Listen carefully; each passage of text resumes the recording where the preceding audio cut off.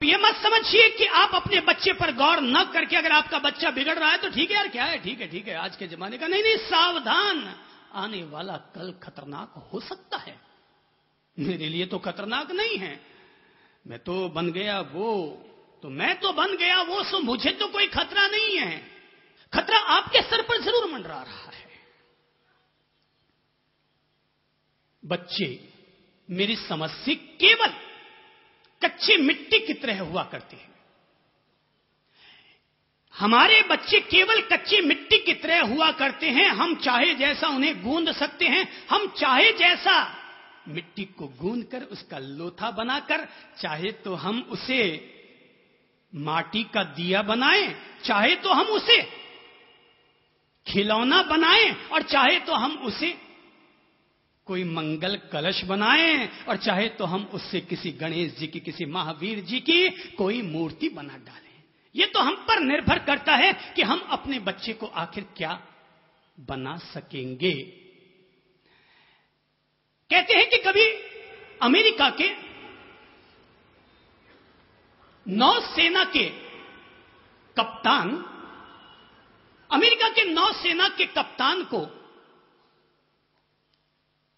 जिसको दायित्व सौंपा हुआ था कि उसे अपनी सेना को पूरी तरह तैयार करना है, बात तब की है जब जापान और अमेरिका के बीच में लड़ाई हुई थी।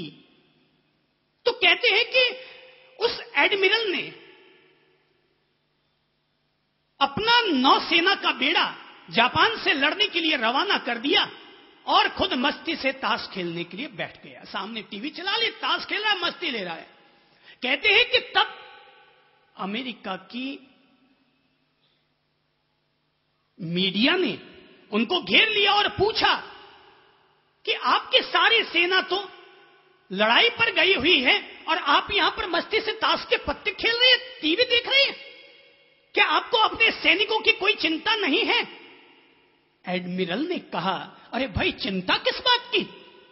चिंता वे लोग किया करते हैं जो अपने सैनिकों को बेहतरीन शिक्षा नहीं देते, जो अपने सैनिकों को बेहतरीन प्रशिक्षण नहीं देते, उन्हें आधुनिकतम हथियार नहीं देते, उन लोगों को चिंता हुआ करती है। मैं जितना जानता था, मेरे पास जितनी आधुनिक तकनीकें थी, मैं जितने आधुनिकतम शस्त्र और हथियार दिलवा सकता था, मैंने अच्छे से अच्छा प्रशिक्षण दिया है।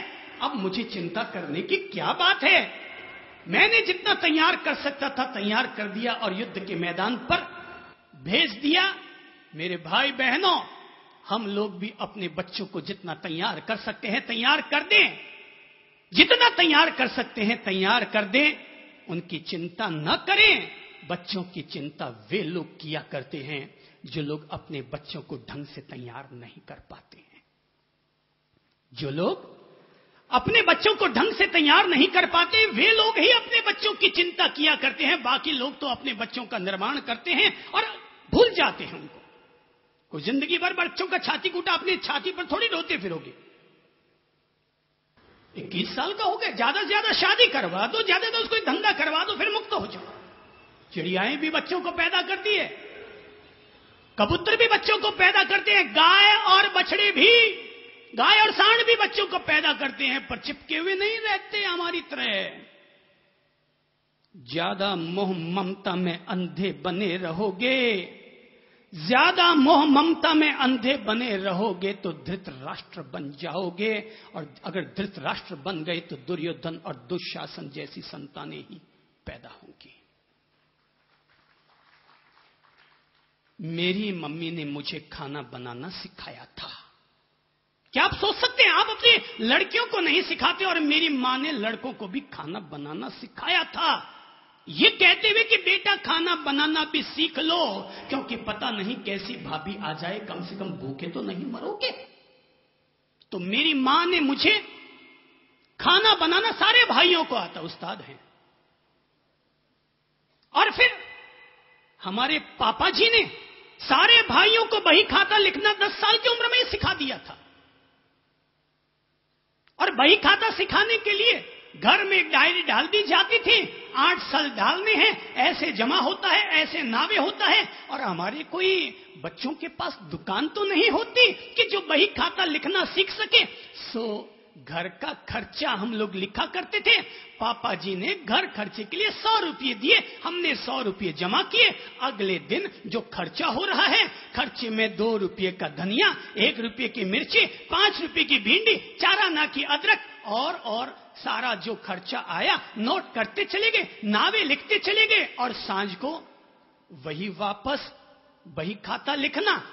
इतनी सब्जी, इतना ये सब, मूल इतना आया, रोकड़ पोते बाकी इतना, कुल राशि इतनी बची है। और अगले दिन उसको ले जा करके फिर नई तारीख नई पन्ने पर लिख करके डालना। 10 साल की उम्र में जब हम लोग 10-10, 12-12 साल के बच्चे थे, हमारे पापा जी ने हम लोगों को बही खाते लिखने सिखा दिए थे, ये कहते हुए कि बेटा हाथ का हुनर तो हर एक आदमी के पास कोई ना कोई जरूर होना ही चाहिए।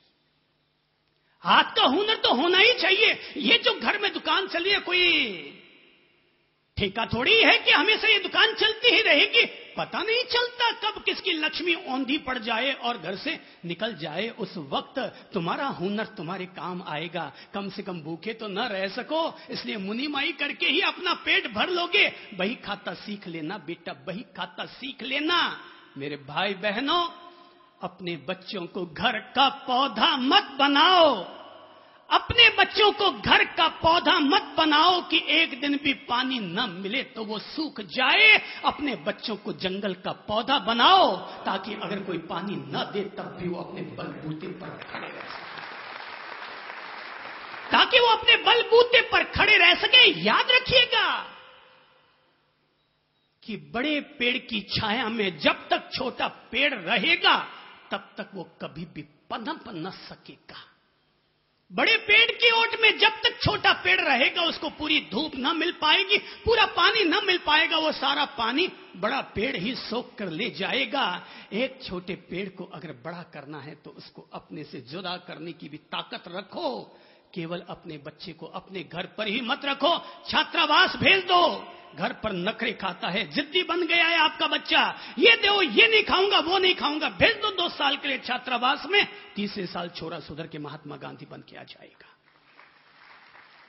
3रे साल में छोरा सुधर करके आ जाएगा। अपने बेटे को अपने घर पर मत रखो। अगर आप अपनी बेटी के लिए लड़का ढूंढने जाते हैं तो ये मत देखो कि वो जो लड़का है ना, उसकी दुकान क्या है, मकान क्या है। अरे दुकान है, बाप की दुकान है, उसकी क्या दुकान है। वो जो खड़ा दिखाई दे रहा है चेहरे पर, मूंछों पर दाव देते, अपने बलबूते पर थोड़ी है, वो अपने बाप के बलबूते पर है। अमीर का बेटा अमीर कहलाए कोई बड़ी बात नहीं। गरीब घर में पैदा होकर के भी कोई बेटा अमीर बन गया, ये बड़ी बात हुई, ये बड़ी बात हुई भाई। अपने बच्चे को अपनी दुकान पर बाद में बुलाइएगा, 5 साल के बाद में अपनी दुकान पर बुलाइएगा, थोड़ा धंधा सिखा दीजिएगा और कहिएगा जा बेटा, और अब कमा के ला, कहीं नौकरी करके ला, ताकि वो जहां पर जाएगा 7,000 रुपये की नौकरी करेगा। हो सकता है आपकी दुकान पर रहेगा तो 70,000 कमाता होगा, पर कहीं और नौकरी करने जाएगा तो मुश्किल से उसको 7,000 रुपया मिलेंगे। पर 7,000 रुपया मिलेंगे ना तो उसको पता चलेगा कि पसीना किसको बहाना कहते हैं, उसको पता चलेगा कि पसीना बहाना किसको कहते हैं, उसको पता चलेगा कि 7,000 की कीमत क्या होती है। दिन भर छोरे मोबाइल लिए पड़े रहते हैं।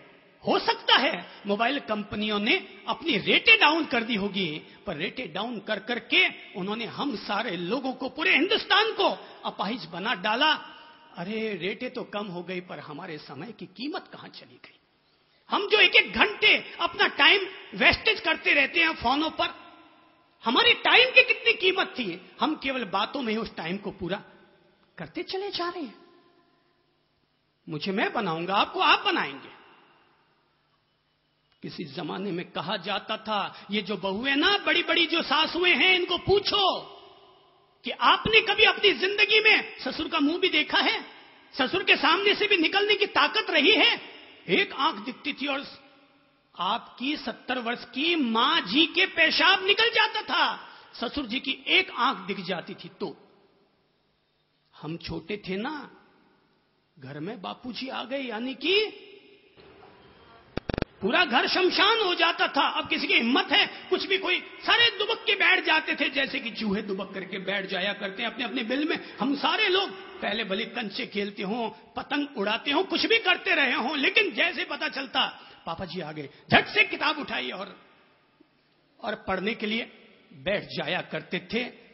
बाप किसी को मारता नहीं है, पर बाप की ये जो आंख की शर्म है ना, बस इतनी काफी है। बच्चे के निर्माण के लिए इतनी सी शर्म ये काफी है। हमने सारी शर्म तो हटवा दी। हर किसी का पोता आकर के अपने दादे को थप्पड़ मार देता है, हर किसी का पोता, और दादा कुछ करे नहीं बने करके रह जाता है। मजाल है, पोता आकर के दादा के थप्पड़ मार दे, पीछे से भूसा मार दे, एक चॉकलेट ना दिलाओ, देखो सड़क पर आपकी वो क्या फजीयत कर डालता है। किसी के घर पर चले जाओ, वो पूछता है टॉफी खाओगे? अरे और हमारे छोरे यूं मचलने लगते हैं जैसे कोई उन्होंने टॉफी देखी नहीं है। अपने घर में संस्कार दो कि किसी के घर पर जाओ तो मां बाप की आंख की स्वीकृति के बिना वहां से कभी भी भूल चूक के कुछ मत लेना। संस्कार दो। बच्चे मन के सच्चे कि सारे जग की आंखों के तारे, कि ये वो नन्हे फूल हैं जो भगवान को लगते प्यारे। ये बच्चे जो भगवान के रूप हैं, इन्हीं बच्चों में राम समाया है, इन्हीं में बुद्ध समाये हैं, इन्हीं में महावीर बैठे हैं, और इन्हीं में ही कोई चंद्रप्रभ और ललितप्रभ समाया है। बच्चे मन के सच्चे सारे जग की आंखों के तारे,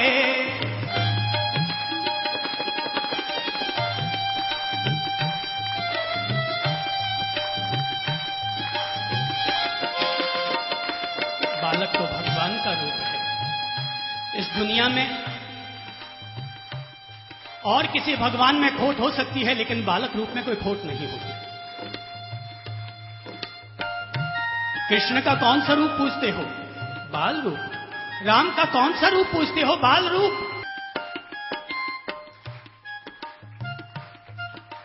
खुद रूठे खुद मन जाए। बच्चे क्या होते हैं? मैंने पहले कह दिया कि बच्चे तो कच्ची मिट्टी है, जैसा बनाना चाहो वैसे बन जाएंगे।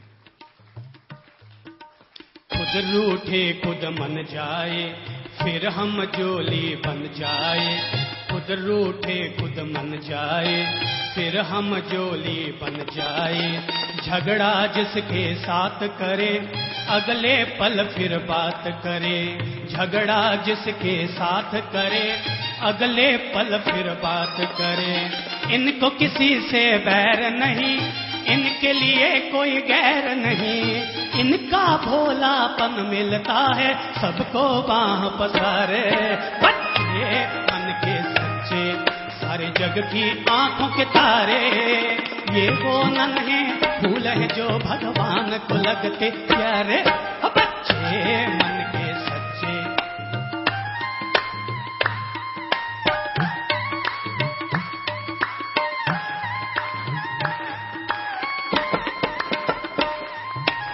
इंसान जब तक बच्चा है, ये जीवन की सच्चाई है कि इंसान जब तक बच्चा है तब तक तो क्या है, अच्छा और सच्चा है। लेकिन ज्यों ज्यों बच्चा बड़ा होता है त्यों त्यों घर का वातावरण गलत, बच्चा बिगड़ा। संगत गलत, बच्चा बिगड़ा।